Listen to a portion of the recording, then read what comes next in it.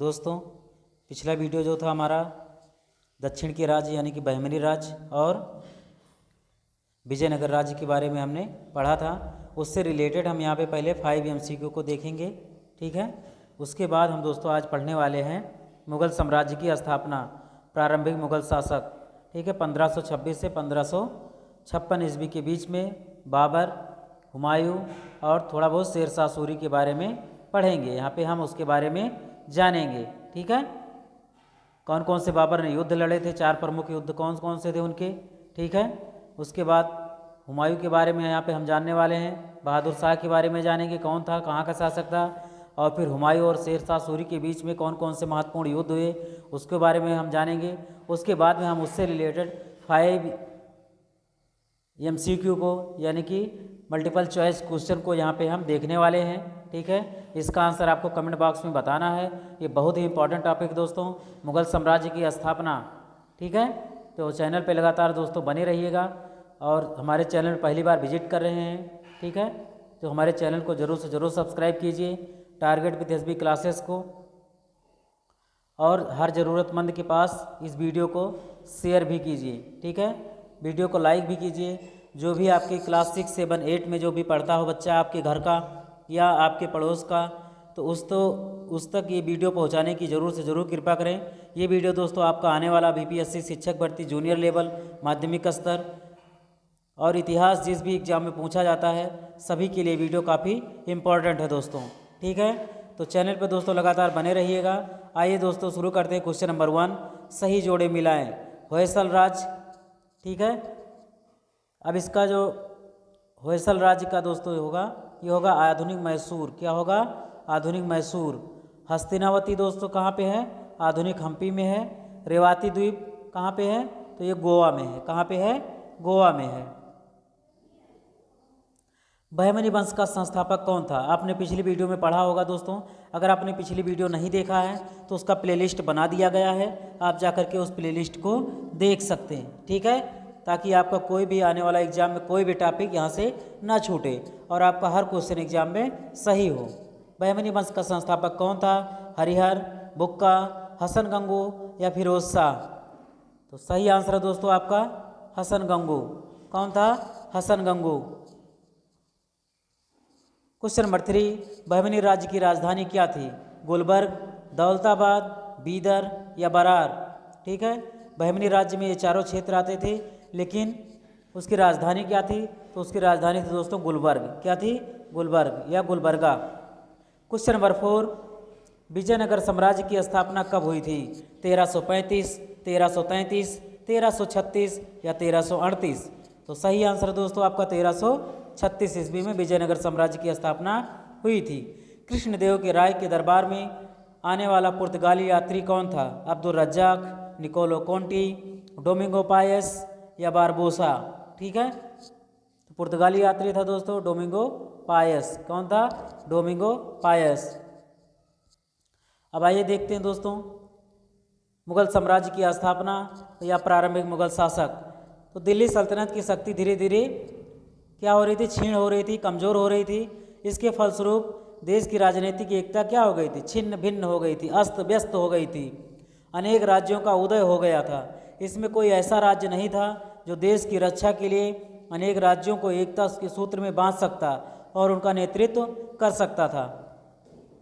राजनीतिक एकता के अभाव में बाबर को भारत पर आक्रमण करने का बहुत ही अच्छा अवसर प्राप्त हुआ।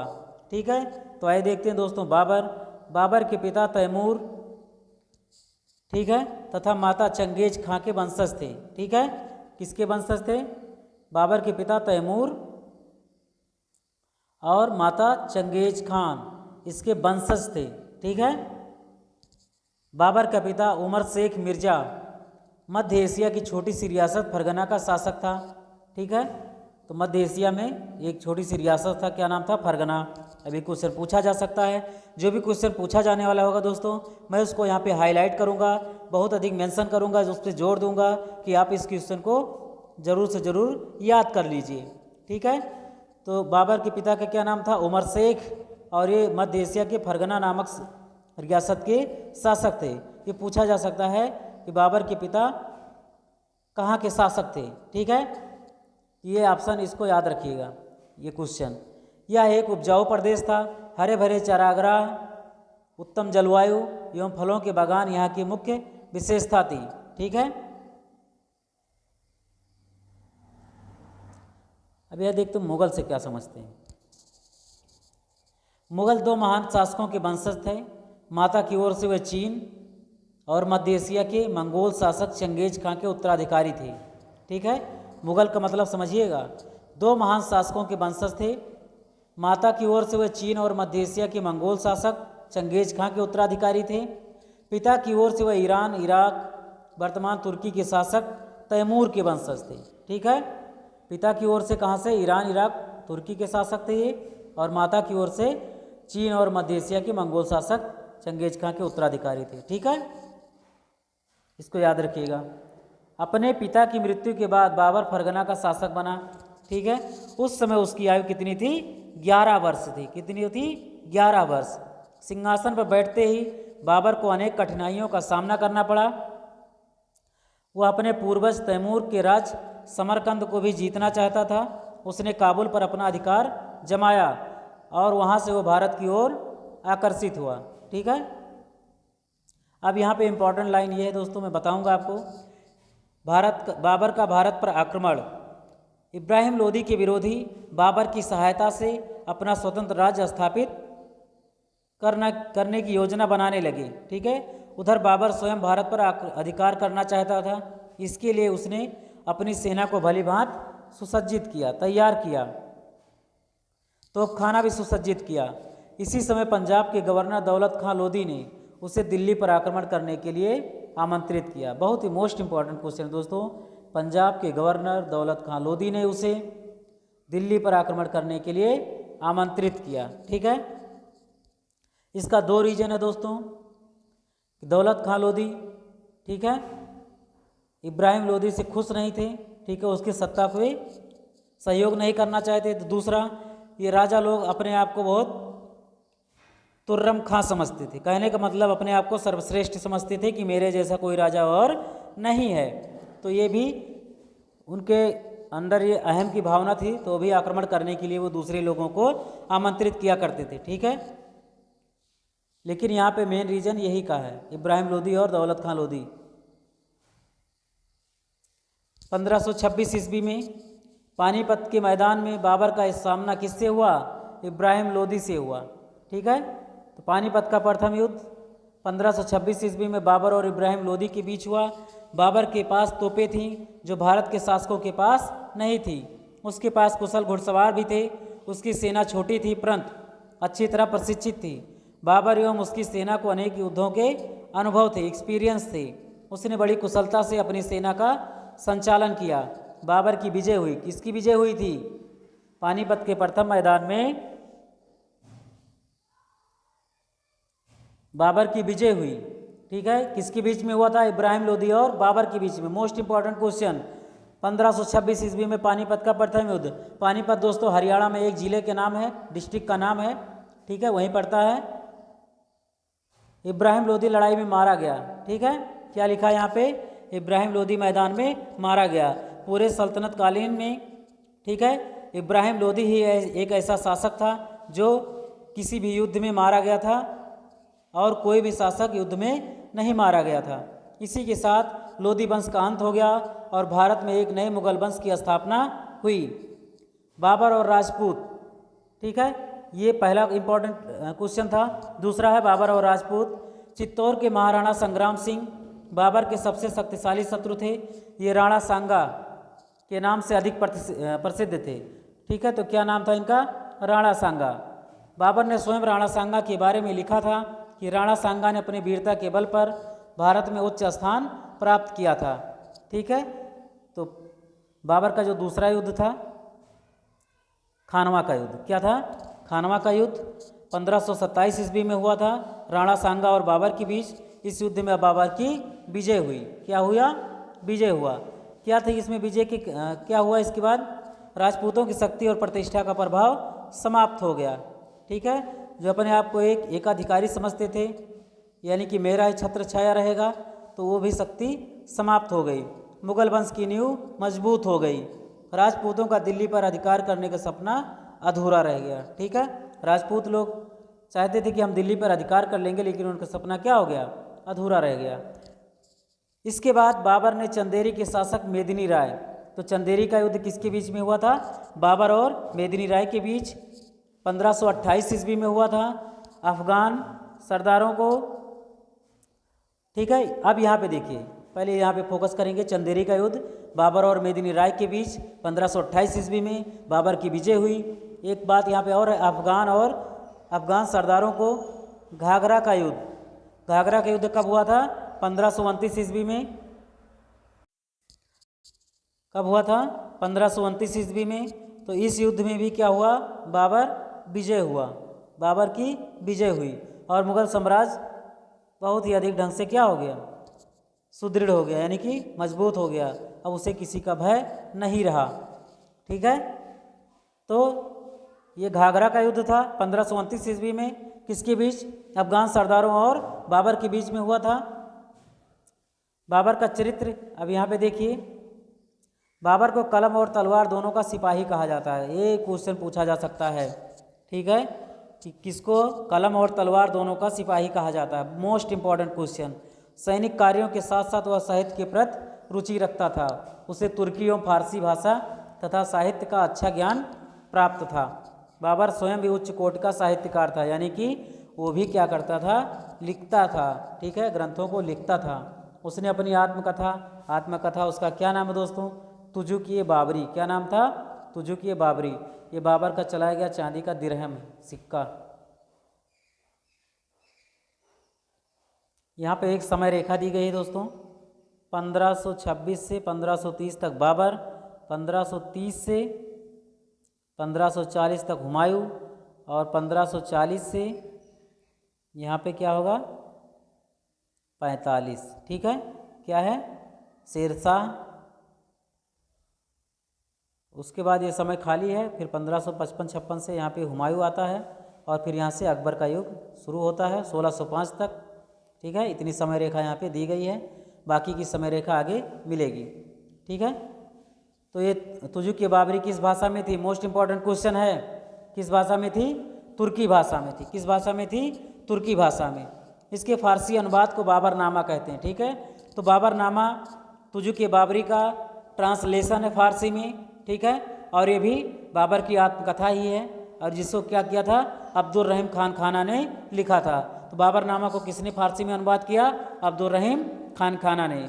बाबर को बगीचों का बहुत शौक था, ये भी क्वेश्चन पूछा जा सकता है। किस मुगल बादशाह को बाबर का बगीचों का बहुत अधिक शौक था, उससे लगान था। 4 बाग बनाने की प्रथा इसी के समय में शुरुआत हुई थी। ठीक है, उसने आगरा लाहौर के आसपास कुछ बगीचे लगवाए थे। यहाँ पे देख लीजिए दोस्तों, चारों ओर से ये नालियाँ भी बनी हैं। ठीक है, पानी आ जाने के लिए सभी अच्छी तरीके से व्यवस्थित की गई हैं। ठीक है, 26 दिसंबर 1530 को बाबर की मृत्यु होगी। तो बाबर की मृत्यु कब हुई, 26 दिसंबर 1930 को बाबर की मृत्यु हो गई। अब उसके बाद उसका बेटा हुमायूं गद्दी पर बैठता है 1530 ईस्वी में। तो बाबर की मृत्यु के बाद उसका पुत्र 1530 ईस्वी में मुगल सिंहासन पर बैठा। सिंहासन पर बैठते ही हुमायूं को अनेक कठिनाइयों का सामना करना पड़ा। उसकी सबसे बड़ी कठिनाई उसके शत्रु थे, जिनमें पश्चिम में गुजरात के शासक बहादुर शाह। तो बहादुर शाह कहाँ के शासक थे, गुजरात के। और पूर्वी भारत का शेरशाह मुख्य थे। ठीक है, पश्चिम में गुजरात के शासक बहादुर शाह, पूरब में शेरशाह थे। ये दोनों भारत में अपनी शक्ति को बढ़ा रहे थे और मुगल शासक हुमायूं को भारत से भगाने के लिए प्रयत्नशील थे। ठीक है, हुमायूं को भारत से भगाने के लिए हमेशा प्रयत्नशील थे। इन्हीं के साथ हुमायूं के सगे संबंधी भी उसके साथ कठिनाइयाँ उत्पन्न कर रहे थे। ठीक है, यानी कि जो इनके सगे संबंधी थे, ठीक है, वो हुमायूं को गद्दी पर नहीं देखना चाहते थे, उनको परेशान करते थे। उन्होंने प्रायः उसके साथ शत्रुओं का ही साथ दिया। ठीक है, यानी कि इसमें हुमायूं का साथ ना दे करके उसको क्या किया, उसके शत्रुओं का साथ दिया। ठीक है, अब आइए यहाँ पे देखते हैं हुमायूं और बहादुर शाह के बारे में। मोस्ट इंपॉर्टेंट क्वेश्चन है दोस्तों। गुजरात का शासक था बहादुर शाह, बहादुर शाह दिल्ली का साम्राज्य प्राप्त करना चाहता था। उसे 1534 ईस्वी में चित्तौड़ पर आक्रमण करके उसको क्या कर लिया, अपने अधीन कर लिया। ठीक है, 1534 ईस्वी में बहादुर शाह ने चित्तौड़ पर आक्रमण किया और उसको अपने अधीन कर लिया। अतः हुमायूं एवं बहादुर शाह के बीच युद्ध की संभावना बढ़ने लगी। ठीक है, हुमायूं एवं बहादुर शाह के बीच युद्ध की संभावना बढ़ने लगी। अंततः हुमायूं एवं बहादुर शाह के बीच भीषण युद्ध हुआ, जिसमें बहादुर शाह की पराजय हुई। ठीक है, हुमायूं से बचते हुए बहादुर शाह ने पुर्तगाली द्वीप दीव में शरण लिया। कहाँ पे लिया? दीव में, जिसे दमन दीव कहते हैं आज। हुमायूं गुजरात विजय कर अपनी राजधानी वापस चला गया। इस मौके का लाभ उठाकर बहादुर शाह ने पुर्तगालियों की मदद से गुजरात पर पुनः अधिकार कर लिया। ठीक है, अब यहाँ पे एक बात ये भी समझ में आती है दोस्तों कि जब आप अंग्रेज़ों की मदद लेंगे, पुर्तगालियों की मदद लेंगे, तो फिर क्या होगा, आप उसके बदले में उसको ज़मीन देंगे। क्या देंगे? ज़मीन देंगे, बहुत बड़ी मात्रा में टैक्स देंगे, और उसको व्यापार करने के लिए क्या करेंगे, कोई भी असुविधा उत्पन्न नहीं करेंगे। ठीक है, तो इससे क्या हुए, पुर्तगाली लोग इसमें क्या हुए, सक्सेस हो गए। ठीक है, इस मौके का लाभ वो भी उठाए। ठीक है, तो धीरे धीरे ऐसे ही देश हमारा क्या होता रहा, गुलाम होता रहा। ठीक है, अभी आगे चल के इस बात को हम लोग पढ़ेंगे। हुमायूं के विजय के विरुद्ध जन विद्रोह के चलते मुगलों के हाथ से गुजरात निकल गया।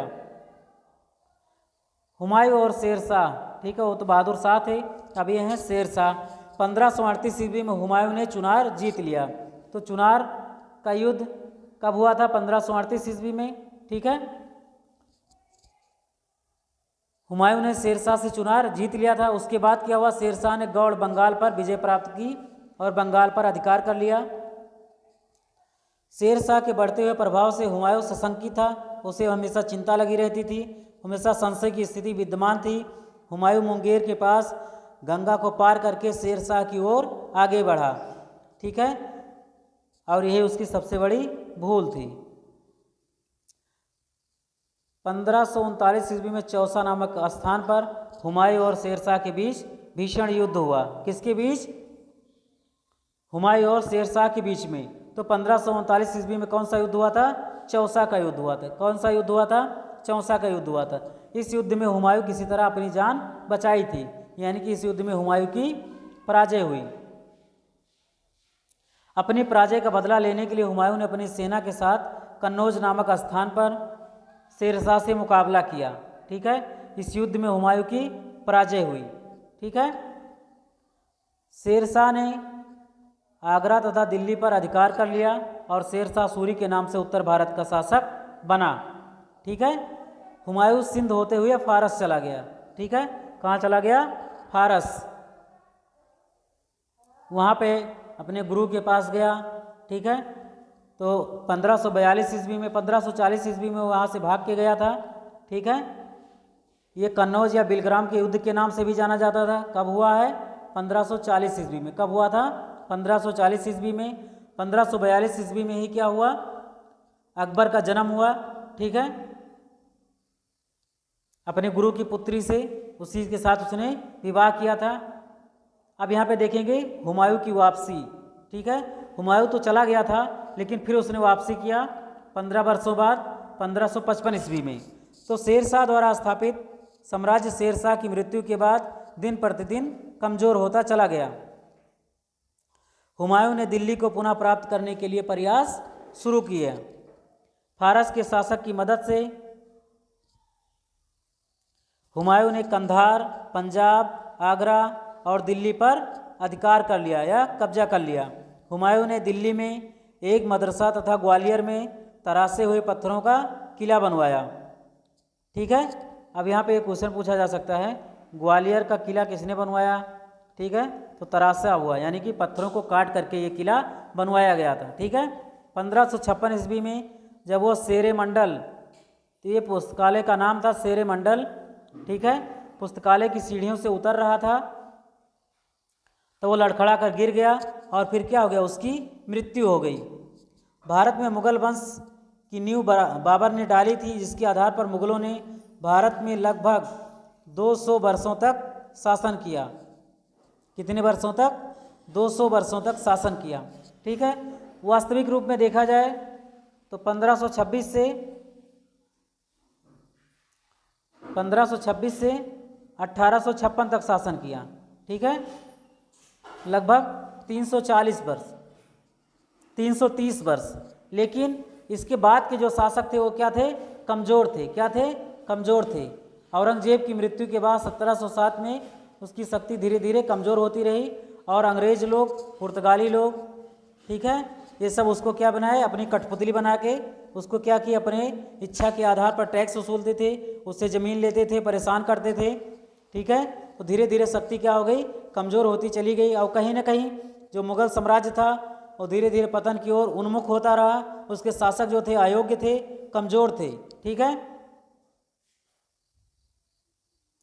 तुजुक ए बाबरी में दोस्तों क्या लिखा गया? बताया गया इसमें, हिंदुस्तान एक विचित्र देश है और हमारे इलाकों को देखते हुए एक नई दुनिया है। इसके पहाड़, दरिया, जंगल, रेगिस्तान, इसके कस्बे, खेत, जानवर, पौधे, इसके लोग और भाषाएं, वर्षा और हवाएं सब भिन्न हैं, सब अलग हैं। यहाँ की खुशगवार बात यह है कि एक बड़ा देश है और यहाँ सोने चांदी का ढेर है। इसी सब बात से आकर्षित होकर के अंग्रेज लोग भारत में आने लगे कि भारत एक सोने की देश है, सोने की चिड़िया है। ठीक है, अब आइए देखते हैं दोस्तों इससे related 5 MCQ most important question है दोस्तों, हमने चुन के लाए हैं आपके बीच में। चंदेरी का युद्ध किनके बीच में हुआ था? बाबर और इब्राहिम लोदी, बाबर और मेदिनी राय, बाबर और राणा सांगा, बाबर और अफगान। ठीक है, क्वेश्चन नंबर 2, बाबर की आत्मकथा किस भाषा में लिखी गई है? तुर्की, फारसी, अरबी या उर्दू? चौसा का युद्ध कब हुआ था? 1536, 1539, 1538 या 1540? क्वेश्चन नंबर 4, कन्नौज या बिलग्राम का युद्ध किनके बीच हुआ था? हुमायूं एवं शेरशाह, हुमायूं एवं बहादुर शाह, शेरशाह एवं राणा सांगा, शेरशाह एवं मेदिनी राय? क्वेश्चन नंबर 5, इसको सुमेलित करना है दोस्तों। हुमायूं की मृत्यु कब हुई थी ये आपको बताना है। ये आपके 1526, 1527, 1528, 1556, 1529 ऐसे ऑप्शन दिए गए हैं। ठीक है, बाबर और राणा सांगा के बीच युद्ध, खानवा का युद्ध भी कहते हैं इसको, घाघरा का युद्ध, पानीपत का प्रथम युद्ध, चंदेरी का युद्ध, हुमायूं की मृत्यु कब हुई थी, इस सब के बारे में आपको कमेंट बॉक्स में बताना है। ठीक है दोस्तों, हमारे चैनल पे नए हैं तो मैं आपसे कहता हूं कि हमारे चैनल को सब्सक्राइब कर लीजिए। हम आपके बीच में ऐसे ही महत्वपूर्ण वीडियो लाते रहेंगे। ये मोस्ट इंपॉर्टेंट टॉपिक था दोस्तों। ठीक है, हर ज़रूरतमंद के पास इस वीडियो को शेयर कीजिए, लाइक कीजिए हमारे वीडियो को। ठीक है, मिलते हैं दोस्तों नेक्स्ट वीडियो में बहुत जल्द। Thanks for watching. जय हिंद।